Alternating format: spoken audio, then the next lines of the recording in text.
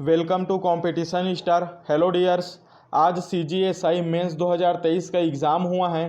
Part 1 में हिंदी और English का प्रश्न पूछा गया था, तो हम लोग हिंदी का आंसर की देखेंगे और 100% सटीकता के साथ आंसर देखेंगे। इसके गलत होने का चांस नहीं है।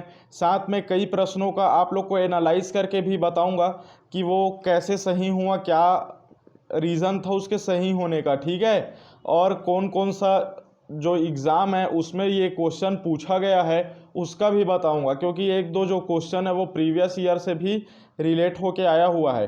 तो देखिए, क्वेश्चन पहला पूछा गया था, अन्विति का संधि विच्छेद क्या है। तो अन्विति का जो संधि विच्छेद है, इसका ऑप्शन 1 ही सही होगा, अनु प्लस इति। और ये जो सेट है ये बी सेट का है, आप लोग को बता दूं बी सेट वालों का है। बाकी आप लोग क्वेश्चन देखिएगा, क्वेश्चन से पता चल जाएगा, सेट मायने नहीं रखेगा, ठीक है। तो इसका हो जाएगा ऑप्शन 1 राइट आंसर है। दूसरा है, निम्नलिखित छत्तीसगढ़ी मुहावरे का हिंदी अर्थ बताइए दिया हुआ है। तो मुहावरा कौन सा दिया हुआ है, घिरी मीट की मारना। घिरी मीट की मारना का मतलब होता है किसी भी व्यक्ति को या किसी समूह को पूरी तरीके से पराजित करना, ठीक है, जो कि ऑप्शन में नहीं दिया हुआ है। इसका मतलब होता है पूरी तरह से पराजित करना, पूरी तरह से पराजित करना, ठीक है। तो इसका हो सके तो जो आंसर है वो विलोपित हो जाएगा।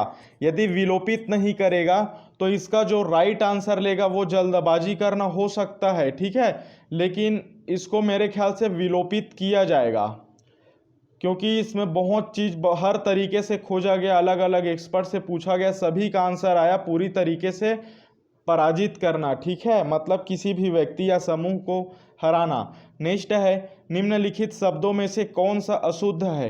तो देखिए, अशुद्ध बोला गया, हॉस्टल वार्डन जिन लोग पढ़ रहे होंगे उन लोग को पता हो गया होगा। निरोग जो है वो अशुद्ध है, पहले ही बताया गया था। निरोग में कैसा लिखा जाता है, ना में छोटा ई की मात्रा फिर रोग लिखा जाता है, निरोग, ठीक। रोग किसको बोलते हैं, तो जिसके में क्या हो, बीमारी हो, रोग बोला जाता है। जिसके जो बीमारी मुक्त हो उसमें नी उपसर्ग लगा के निरोग बना दिया जाता है, मतलब निरोग मतलब बीमारी मुक्त। तो ऑप्शन नंबर सी इसका राइट आंसर है। कई लोग बी को बता रहे हैं, तो ये अंधकार ही होता है, ठीक है। बी शुद्ध वाक्य है, आशीर्वाद शुद्ध वाक्य है, पूजनी जो है शुद्ध वाक्य है। इसका क्या बताना है, अशुद्ध वाक्य। तो जो ऑप्शन नंबर सी जिन लोग किए हैं उन लोग का सही आंसर होगा। नेक्स्ट है, आधा तीतर आधा बटेर, इसका अर्थ क्या होता है, इसका अर्थ होता है बेतुका मेल, मतलब बेमेल। तो इसका कहने का मतलब है अनमेल योग, ठीक है। ऑप्शन नंबर ए इसका राइट आंसर है, ठीक। आगे देखते हैं क्वेश्चन नंबर 5। तो भारतीय संविधान में हिंदी को राजभाषा के रूप में मान्यता कब दिया गया है। तो 14 सितंबर 1949 को दिया गया है। ऑप्शन नंबर सी इसका राइट है। नेक्स्ट है, मैथिली कोकिला की उपाधि किस कवि को दिया गया है। तो विद्यापति को दिया गया है। ऑप्शन नंबर 20 का राइट है। क्वेश्चन नंबर 7 दिया हुआ है, क्वेश्चन नंबर 7 इस साइड दिया हुआ है, ठीक है। इसमें पूछा गया है जातिवाचक संज्ञा कौन सा है। तो जातिवाचक क्या होता है, जो किसी चीज के जाति को बताता हो। तो लड़की जो है ये जाति को बता रहा है, लड़की में इसमें अलग अलग नाम के लड़की लोग हो सकते हैं, तो ये लड़की एक प्रकार की क्या है, जाति है, ठीक। नेक्स्ट है, हिंदी को किस परिवार की भाषा माना जाता है। हिंदी को भारत और यूरोप की जो पारिवारिक भाषा वो माना जाता है, मतलब इसको बोल सकते हैं भारोपीय भाषा। ऑप्शन ए इसका राइट आंसर है। नेक्स्ट है, सुक्ति का सही संधि विच्छेद क्या होगा। तो सुक्ति का जो सही संधि विच्छेद है वो होता है सु प्लस उक्ति, ठीक है। देखिए यहाँ छोटा ऊ की मात्रा है, मतलब छोटा ऊ प्लस छोटा ऊ, ये मिलके क्या बनेगा, बड़ा ऊ, ठीक है। कहने का मतलब है छोटा ऊ ये मात्रा है, ठीक, ये मिलके बनेगा बड़ा ऊ की मात्रा, इसको बोला जाएगा सुक्ति। तो ऑप्शन नंबर सी इसका राइट आंसर है। क्वेश्चन नंबर 10 का राइट आंसर क्या हो जाएगा, कारक कितने प्रकार के होते हैं। कारक 8 प्रकार का होता है, ठीक है। जैसे आप लोग को पता है ना, कर्ता कर्म, कर्ता कारक, कर्म, करण, संप्रदान, अपदान, संबंध, अधिकरण, संबोधन, ये 8 हुआ, ये होता है 8 प्रकार का। नेक्स्ट है, संचारी भाव की संख्या मुख्यतः कितनी मानी जाती है। तो देखिए संचारी भाव की जो संख्या है वो 33 माना जाता है। तो ऑप्शन नंबर डी इसका राइट आंसर होगा। लेकिन जो एक कवि है जिसका नाम है महाकवि देव, ठीक है, महाकवि देव, वो जो है छल को एक और संचारी बताया गया है, जिसके अतिरिक्त 34वां संचारी हो गया है। और इस संचारी भाव को बहुत सारे वैज्ञानिक लोग खंडित कर दिए गए, मतलब मान्य नहीं किए। तो अभी फिलहाल 33 संचारी भाव है। कौन कौन सा है, तो एक सांस में बोलता हूँ, आप लोग गिन लीजिएगा। ग्लानि, देखिए पहला है ग्लानि, शंका, दूसरा है शंका, तीसरा श्रम, चौथा आलस्य, पांचवा चिंता, छठवां मोह, सातवां स्मृति, आठवां घृणा, नौवां ब्रीडा, 10वां निर्वेद, 11 असूया, मद, दैन्य, चपलता, हर्ष, आवेग, जड़ता, गर्व, विषाद, औत्सुक्य, निद्रा, अपस्मार, स्वप्न, निबोध, अमर्ष, अभिथ्या, उग्रता, मति, व्याधि, उन्माद, मरण, वितर्क। ये 33 हुआ और एक 34वां दिया गया था छल को, जो कि मान्य नहीं किया गया। तो ऑप्शन नंबर डी इसका राइट आंसर है। नेक्स्ट है क्वेश्चन नंबर 12, निम्नलिखित शब्दों में से कौन सा शब्द जल का पर्यायवाची नहीं है। तो जल का पर्यायवाची रसल नहीं है। रसल का मतलब एक तो आम होता है और एक होता है मीठा चीज। तो इसका पर्यायवाची में आम का पर्यायवाची आ जाएगा, ठीक है, आम आ जाएगा। तो ऑप्शन नंबर ए जिन लोग का राइट आंसर होगा, ठीक है, जिन लोग ऑप्शन ए टिक किए उन लोग। नेक्स्ट देखते हैं क्वेश्चन नंबर 13, जैसा बोओगे वैसा काटोगे, वाक्य कौन सा वाक्य है। देखिए इसमें क्या दिया हुआ है, जैसा बोगे वैसा काटोगे, मतलब ये पहला वाक्य दिया हुआ है, ये दूसरा वाक्य दिया हुआ है, मतलब ये क्या है, मिश्रित वाक्य है। तो ऑप्शन 2 इसका राइट आंसर आ जाएगा। दो वाक्यों का सम्मिलित हुआ है, इसलिए इसको हम लोग मिश्रित वाक्य बोलेंगे। और यदि पहला वाक्य दूसरे वाक्य पे क्या रहता, डिपेंडेंट रहता, तो उसको हम लोग क्या बोलते, संयुक्त वाक्य। सरल वाक्य जो साधारण वाक्य है वो है, ठीक है। संदेह वाक्य क्या होता है, जिसमें किसी चीज की संदेह होगा, उसको हम लोग बोलेंगे संदेहवाचक वाक्य। नेक्स्ट है पीपर पात सरिस मंडोला में वाचक शब्द कौन सा है। देखिए ये बहुत ज़्यादा इंपॉर्टेंट क्वेश्चन था, ये जो पूछा गया था यूपी पीएससी का जो एई का एग्जाम हुआ है, इसमें पूछा गया था पीपर पात सरिस मंडोला में उपमेय शब्द कौन सा है बोल के, ठीक है। लेकिन इस एग्जाम में क्या पूछा गया है, वाचक शब्द कौन सा है, वाचक। तो इसका राइट आंसर क्या हो जाएगा, सरिस। ऑप्शन नंबर बी इसका राइट आंसर है। जिन लोग का बी है सही है। देखिए पीपर पात कौन सा है, तो पीपर पात जो दिया हुआ है ये उपमान है, ठीक है, इसको बोलेंगे उपमान शब्द। जो सरिस है ये जो है वाचक पद है, वाचक पद मतलब वाचक शब्द। जो मन है ये कौन सा शब्द है, तो ये उपमेय है, ठीक है, उपमेय। और जो डोला है ये कौन सा शब्द है, तो इसको बोला जाता है साधारण धर्म, ठीक है, साधारण धर्म बोला जाता है, ठीक। तो ये कंफर्म हो गया। तो ऑप्शन नंबर बी जिन लोग का आया है सही आंसर है। गूगल में आप लोग सर्च करेंगे तो गूगल में आप लोग को मन दिखेगा, लेकिन क्वेश्चन को ध्यान मिलाना, वहाँ उपमेय दिखेगा, क्योंकि यूपी पीएससी एई के एग्जाम में पूछा गया था पीपर पात सरिस मंडोला में उपमेय शब्द कौन सा है, इसलिए आप लोग को गूगल में ऑप्शन सी दिखाएगा भाई, ठीक है। तो आप लोग बच के रहिएगा, क्वेश्चन को मिला के देखिएगा। जिन लोग का बी है उन लोग का बिल्कुल सही जवाब रहेगा, सरिस आएगा। नेक्स्ट है क्रीदन प्रत्यय, हॉस्टल वार्डन में भी बताया गया था, जिन लोग का डी आएगा उन लोग का सही आंसर है। क्रिया के पीछे लगने वाले जो शब्द होता है, ठीक है, उसको क्या बोला जाता है, या शब्दांश को क्रीदन प्रत्यय बोला जाता है। नेक्स्ट है निम्नलिखित शब्दों में सही वर्तनी कौन सा है। काफ़ी सारा एग्जाम में ये क्वेश्चन रिपीट किया गया है, पूछा गया है।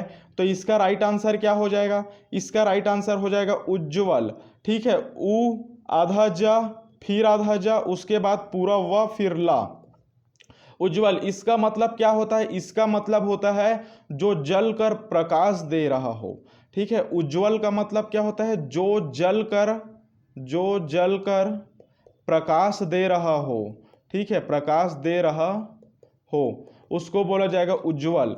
क्रोध किस रस का स्थायी भाव है, तो जो क्रोध है वो रौद्र रस का स्थायी भाव होता है, ठीक है।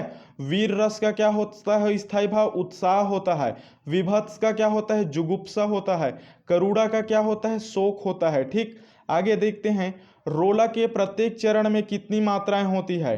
तो देखिए रोला जो होता है इसके प्रत्येक चरण में 24 मात्राएं होती है, मतलब ये क्या है, सममात्रिक छंद है, ठीक है। इसको क्या बोला गया है, सममात्रिक छंद। क्यों बोला गया है? तो सममात्रिक छंद इसलिए है क्योंकि इसके प्रत्येक चरण में 24 मात्राएं होती है। कहने का मतलब है, देखिए कोई भी दोहा होता है या छंद चौपाई जो भी होता है, सोरठा होता है, उसमें क्या होता है? 2 चरण होता है। एक होता है विषम चरण और एक होता है समचरण। ठीक है, समचरण। तो मान लीजिए विषम चरण में 11-11 का मात्रा होता है और समचरण में 13-13 का मात्रा होता है। तो इसको मिलाओगे तो कितना हो जाएगा भाई? 11-13-24, 11-13-24, मतलब इसमें 24 मात्राएं होती है। तो ऑप्शन नंबर डी इसका राइट आंसर है। नेक्स्ट देखते हैं क्वेश्चन नंबर 19। ठीक है, इसमें क्या पूछा गया है? उपसर्ग युक्त शब्द बताइए। तो उपसर्ग किसको बोलते हैं? उपसर्ग किसको बोला जाता है? तो मूल शब्द के पहले लगने वाले शब्द को पहले। तो यहाँ पहले हम लोग को क्या डिफाइन करना है? मूल शब्द क्या है? कृपाली में क्या होता है? कृपाल प्लस उ क्या हो गया? कृपालु। ठीक है, तो ये क्या हो जाएगा? प्रत्यय हो जाएगा। सामाजिक में समाज प्लस इक, तो इक क्या है? इसमें प्रत्यय लगा है। मिलनसार, मिलन प्लस सार, इसमें क्या हो गया? प्रत्यय लगा है, क्योंकि मिलन जो है मूल शब्द है, इसमें समाज जो है, इसमें कृपा, कृपा प्लस उलू। ठीक है, कृपालु। और इसमें क्या लगा है? गमन। तो गमन क्या है? मूल शब्द है, इसके पहले क्या लगा है? आ प्रत्यय लगा है। मतलब क्या हो जाएगा? आ प्लस गमन बराबर क्या हुआ? आगमन। तो ऑप्शन नंबर डी जिन लोग टिक किए हैं उन लोग का सही आंसर है। नेक्स्ट है मैथिली शरण गुप्त किस युग के कवि हैं? तो वो आते हैं द्विवेदी युग के कवि। ऑप्शन बी इसका राइट आंसर आएगा। 21 में देखते हैं पुष्प का पर्यायवाची क्या होता है? तो पुष्प का पर्यायवाची जो दिया हुआ है, इसका राइट आंसर क्या हो जाएगा? Option B Prasoon. प्रसून मतलब पुष्प होता है। शकुंत जो है ये किसका पर्यायवाची है? तो ये होता है पक्षी का। ठीक है, अक्षी किसका पर्यायवाची? तो ये होता है आंख का। ठीक, तरड़ी किसका पर्यायवाची? तो ये होता है नाव का। नाव बोल सकते हैं या फिर जलयान बोल सकते हैं इसको। ठीक, नेक्स्ट है क्वेश्चन नंबर 22। कोयल का कंठ सबसे मधुरतम है। कोयल का कंठ सबसे मधुरतम है, इसमें गलती क्या हुआ है भाई? तो देखिए इसका पहले शुद्ध वाक्य क्या होगा? कोयल का कंठ सबसे मधुर है। ठीक है, मधुरतम नहीं आएगा, मधुर आएगा। तो इसमें कौन सा गलत हुआ है? विशेषण का गलत हुआ है। तो ऑप्शन नंबर सी जिन लोग टिक किए हैं सही आंसर है। नेक्स्ट है कोई शब्द, कोई कौन सा सर्वनाम है? कोई, कोई जैसे कि हम लोग क्या बोलते हैं? घर यदि कोई खटखटाता है तो हम लोग क्या बोलते हैं? कोई आया है। कोई का मतलब क्या हुआ? हमको पता नहीं रहता कि कौन है, मतलब वो अनिश्चयवाचक आ जाएगा। वो निश्चित नहीं रहता कि कौन है, चाहे हमारा चाचा हो सकता है, चाहे मामा हो सकता है, कोई बाबा हो सकता है या कोई फकीर हो सकता है, वो अनिश्चित है। ठीक है, तो ऑप्शन नंबर बी इसका राइट आंसर है। नेक्स्ट है क्वेश्चन नंबर 24। निम्नलिखित में से कौन सा छंद वर्णिक छंद है? यहाँ पे क्या बोला गया? वर्णिक छंद बोला गया है। तो इसका राइट आंसर क्या हो जाएगा भाई? तो इसको देखने के लिए पहले देख लो, जो दोहा होता है ये जो होता है अर्ध सम मात्रिक छंद होता है। सोरडा होता है, ये सोरडा नहीं होता, ये सोरठा होता है, ठा होता है, इसमें प्रिंटिंग मिस्टेक है। ठीक है, ये जो होता है अर्ध सममात्रिक छंद होता है, ये भी हरिगीति का होता है। ये जो होता है सममात्रिक छंद होता है। लेकिन जो कवित्व होता है ये कवित्व वार्णिक छंद होता है। ठीक है, वर्णिक छंद, ठीक, वर्णिक छंद बोलते हैं इसको, ये होता है। तो ऑप्शन नंबर डी जिन लोग राइट किए होंगे उन लोग का सही आंसर है। नेक्स्ट है क्वेश्चन नंबर 25। तद्भव शब्द का चयन कीजिए। इसमें क्या बताना है? तद्भव बताना है। मतलब जो संस्कृत के रूप में टाइप में रहता है उसको बोला जाता है तत्सम। तत्सम से मिल के जो आम जनमानस की भाषा उससे बिगड़ के जो शब्द बनता है, मतलब बिगड़ा हुआ शब्द क्या बोला जाता है? तद्भव। तो बिगड़ा हुआ इसमें का शब्द कौन सा है भाई? अखरोट है। ठीक है, ऑप्शन नंबर 1 जिन लोग टिक किए होंगे वो सही हैं। अखरोट इसका बिगड़ा हुआ शब्द है। ठीक, अखरोट का जो तत्सम है वो क्या होता है? तो अक्षोट होता है। ठीक है, अक्षोट। अक्षोट को जो आम जनमानस है, मतलब जो आम जनता है, वो उच्चारण में गलती करते करते अखरोट बोलने लगा, तो इसलिए इसका तद्भव क्या हो गया? अखरोट। ऑप्शन 1 टिक किए हैं उन लोग का सही आंसर है। अब देखिए नेक्स्ट है 26 नंबर का, गुण स्वर संधि का उदाहरण क्या है? तो गुण स्वर संधि बोला गया है। गुण स्वर संधि में क्या होता है भाई? जहां अ या आ आता है, इसके आगे में यदि ई या ई हो या फिर ए या छोटा ऊ या बड़ा ऊ आए तो उसमें री हो या फिर अर लग जाता है। ठीक है, उसको बोला जाता है गुण स्वर संधि, याद रखिएगा। ठीक है, जैसे कि इसका क्या हो जाएगा? महा प्लस इंद्र, ठीक है, महा प्लस इंद्र मतलब क्या हुआ है, आ प्लस ई आया है। मतलब देखिए अ या आ के बाद ई या बड़ा ई आता है, ठीक है, या फिर यहाँ पे देखिए ये जो है ई या बड़ा ई रहेगा, ठीक, ये आता हो तब क्या होता है, गुण स्वर संधि होता है। और यहाँ देखिए रविंद्र, ठीक है, रवि प्लस इंद्र आया है, मतलब छोटा ई आया है प्लस क्या आया है, छोटा ई, ठीक है, ये छोटा ई रहेगा, छोटा ई मिलके बना है बड़ा ई, तो इसको हम लोग क्या बोलेंगे, दीर्घ स्वर संधि, ठीक है, छोटा ई मिलके बड़ा ई बना है, सदैव, तो इसका क्या हो जाएगा, ये भी दीर्घ स्वर में आएगा, स्वागत ये भी आएगा, तो इसका राइट आंसर क्या हो जाएगा, ऑप्शन नंबर ए। जिन लोग टिक किए हैं 100% राइट है, महेंद्र इसका राइट आंसर होगा। नेक्स्ट है, वर्षा ना होती तो फल सूख जाता। मान ले जाए यदि वर्षा होती तो फल हो जाता, और यदि वर्षा नहीं होती तो फसल जो है सूख जाता, ठीक है, फल कहने का मतलब फसल समझिएगा, तो ये क्या हो जाएगा, संकेतवाचक। संकेत कौन दे रहा है, वर्षा, वर्षा होगा तो फल होगा, फसल होगा, और वर्षा नहीं होगा तो फसल नहीं होगा, मतलब ये संकेतवाचक आएगा, ठीक, बी सही आंसर है। नेक्स्ट है क्वेश्चन नंबर 28, मुहावरा मूलतः किस भाषा का शब्द है। तो जो मुहावरा होता है ये मूलतः अरबी भाषा का शब्द होता है, ठीक है, तो इसका राइट आंसर क्या आ जाएगा भाई, अरबी भाषा आ जाएगा, ठीक, जिन लोग बी टिक किए हैं उन लोग का सही आंसर है। नेक्स्ट है क्वेश्चन नंबर 29, हिंदी वर्णमाला में अर्धस्वर किन वर्णों को कहा जाता है। अर्धस्वर किसको बोला जाता है, तो जो अंतःस्थ व्यंजन होता है, अंतःस्थ व्यंजन बोलते हैं उसको बोला जाता है अर्धस्वर, ठीक है, और ये किस में रहता है, या व र ला, ठीक है, या व र ला, तो इसका राइट आंसर क्या हो जाएगा, बी हो जाएगा, ठीक।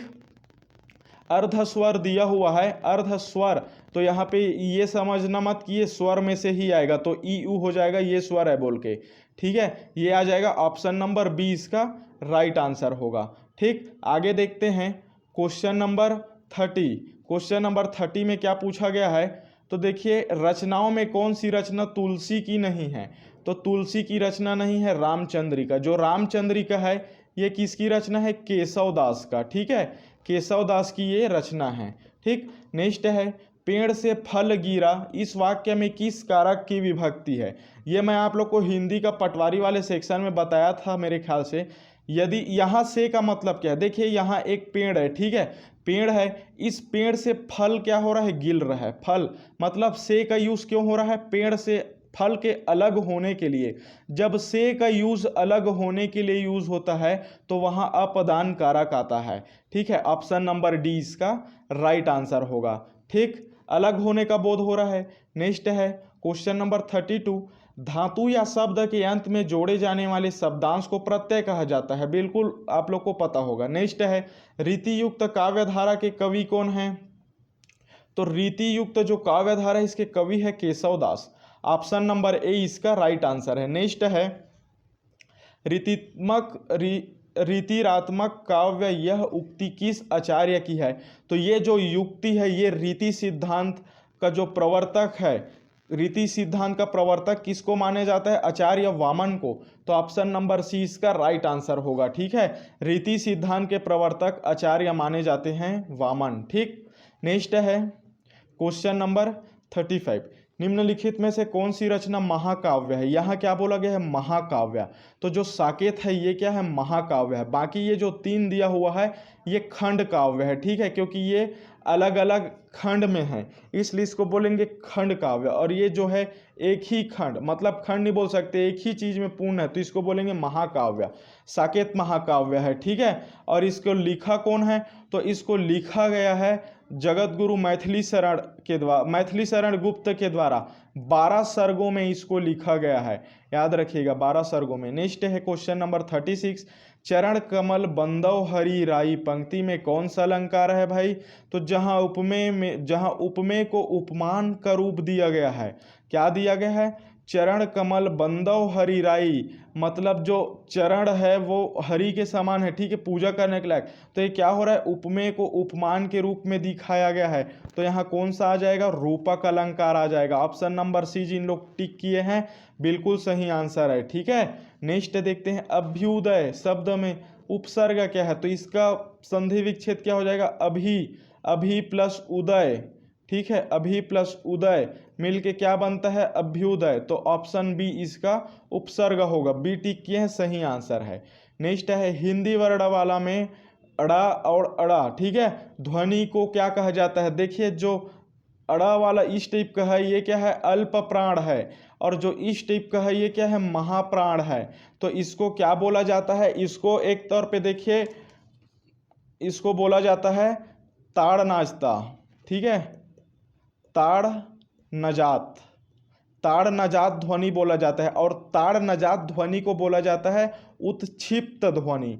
तो इसका राइट आंसर क्या हो जाएगा, ऑप्शन नंबर डी, ठीक है, डी इसका राइट आंसर है। देखिए जो 33 नंबर का क्वेश्चन है ये एसएससी के सीजीएल 2020 के क्वेश्चन में आया हुआ था, एसएससी सीजीएल 2020 में, और एसएससी सीएचएसएल 2021 में आया हुआ था ये क्वेश्चन नंबर 37 है ये, ठीक। नेक्स्ट देखते हैं क्वेश्चन नंबर 39, ध्यान मग्न शब्द में कौन सा समास है। तो देखिए यहाँ क्या बोला गया है, ध्यान मग्न, तो इसका मतलब क्या होता है, ध्यान में मग्न, ठीक है। इसका समास विग्रह क्या हो जाएगा, ध्यान में मग्न। तो इसमें कौन सा बोध हो रहा है, में किस में आएगा, में जो है सप्तमी में आ रहा है, सप्तमी में, सप्तमी तत्पुरुष में। और सप्तमी तत्पुरुष कौन सा होता है, तो सप्तमी तत्पुरुष को बोला जाता है अधिकरण तत्पुरुष। तो ऑप्शन नंबर डी इसका राइट आंसर हो जाएगा, ठीक है।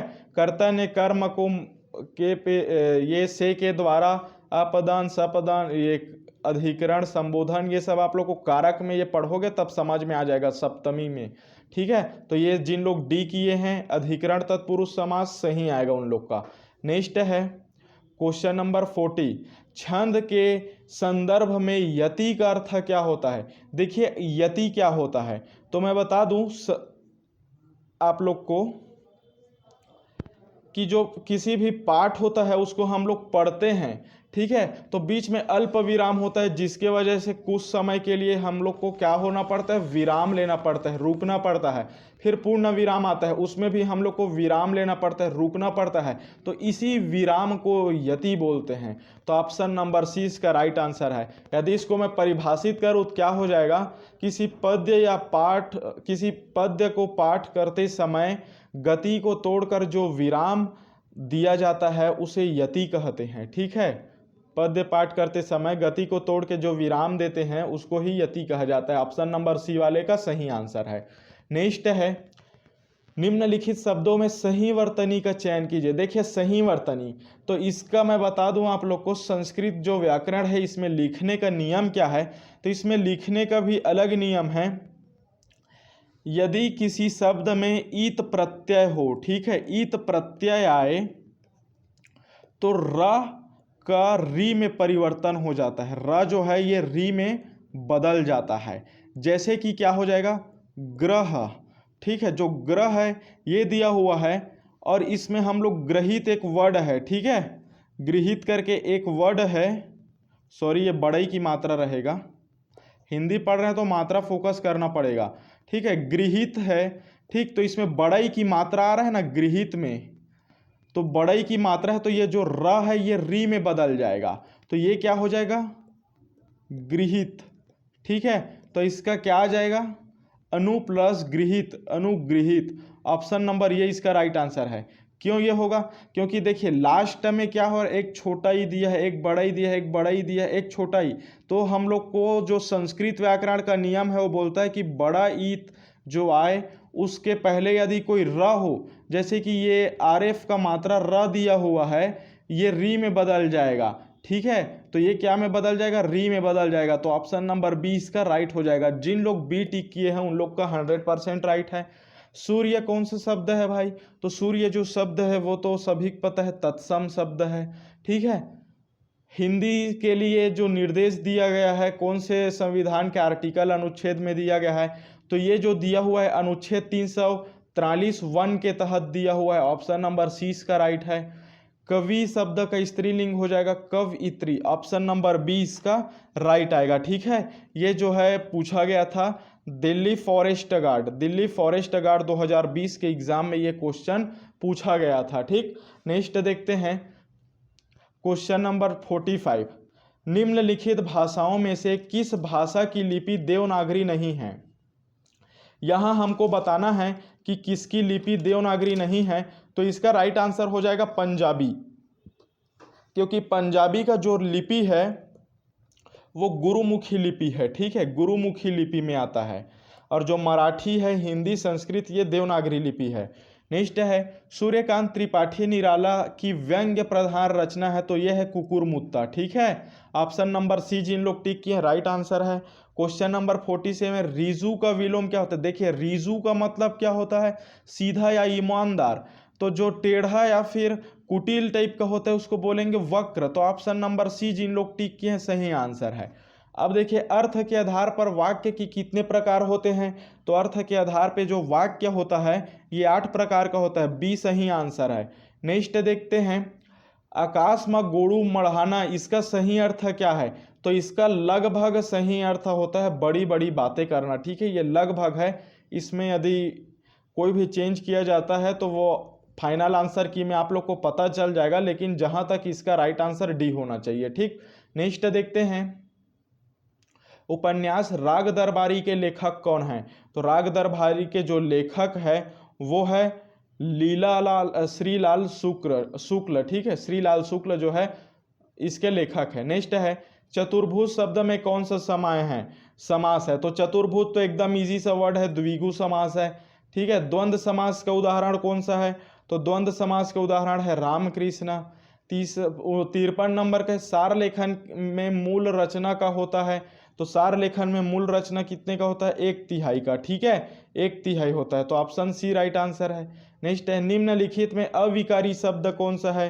अविकारी शब्द बोला गया तो जो अव्यव होता है ये अविकारी शब्द होता है। ठीक है, नेक्स्ट अविकारी कहने का मतलब जो लिंग, वर्ण, शब्द भेद ये सब में नहीं होता। ठीक, नेक्स्ट देखते हैं क्वेश्चन नंबर 55। निम्नलिखित शब्दों में विसर्ग संधि युक्त शब्द कौन सा है? तो विसर्ग संधि युक्त शब्द हो जाएगा नीह प्लस अर्जन। ठीक है, नीह, ये डबल बिंदु वाला नीह प्लस अर्जन। ठीक, निर्जन। नेक्स्ट देखते हैं क्वेश्चन नंबर 56। तो इसका क्या हो जाएगा? वर्णमाला में नासिक्य ध्वनि है, तो नासिक्य ध्वनि पंचम ध्वनि को बोलते हैं। ऑप्शन सी सही होगा, प्रत्येक वर्ग की पंचम ध्वनि है। ठीक है, नेक्स्ट है 57 नंबर का निम्नलिखित में से कौन सा शब्द अलंकार है? शब्द अलंकार बताना है, तो इसका राइट आंसर क्या हो जाएगा भाई? यमक अलंकार जो है शब्द अलंकार है। नेक्स्ट देखते हैं क्वेश्चन नंबर 58। कपटी मित्र किस मुहावरे का अर्थ है? तो जो कपटी मित्र होता है ये आस्तीन का सांप होता है। ठीक है, आस्तीन का सांप, पल्लू का सांप। ठीक, नेक्स्ट देखते हैं क्वेश्चन नंबर 59। कबीर को वाणी का डिक्टेटर किसने कहा? कबीर को वाणी का डिक्टेटर किसने कहा? तो इसका राइट आंसर क्या हो जाएगा? हजारी प्रसाद द्विवेदी। ठीक है, नेक्स्ट है क्वेश्चन नंबर 60। अथ का विलोम शब्द क्या होता है भाई? तो अथ का जो विलोम शब्द होता है वो होता है इति। ठीक है, ऑप्शन नंबर बी इसका राइट आंसर है। नेक्स्ट है क्वेश्चन नंबर 61। बहुत दुख देना या ज़्यादा परेशान करना के लिए एक छत्तीसगढ़ी मुहावरा क्या है? छाती में दार धरना। ऑप्शन डी सही आंसर है। वाक्यम रसात्मकम काव्यम, यह परिभाषा दी गई है किसके द्वारा?